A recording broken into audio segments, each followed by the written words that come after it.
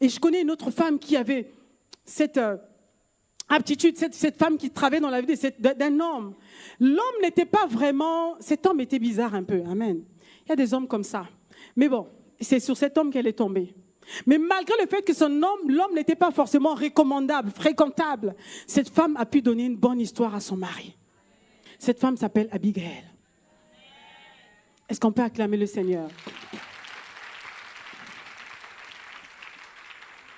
À cause de son travail, à cause de la sagesse qu'elle a manifestée, elle a pu sauver toute sa famille. Vous savez, vous pourrez lire toute l'histoire dans le livre de 1 Samuel chapitre 25. Son mari était fou, insensé, il ne respectait personne, même pas le roi.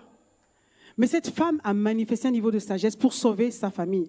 Et quand le roi David écoute cette femme, au verset 32 jusqu'au verset 35, écoutez ce que le roi David dit. Abigail est partie auprès du roi pour aller le supplier, pour faire en sorte que le roi ne puisse pas tuer toute sa famille. Parce que son mari était fou, son mari était insensé devant le roi.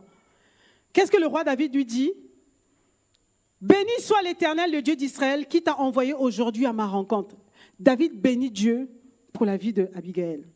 Béni soit ton bon sens et béni sois-tu, toi qui m'as empêché en ce jour de répandre le sang et qui a retenu ma main.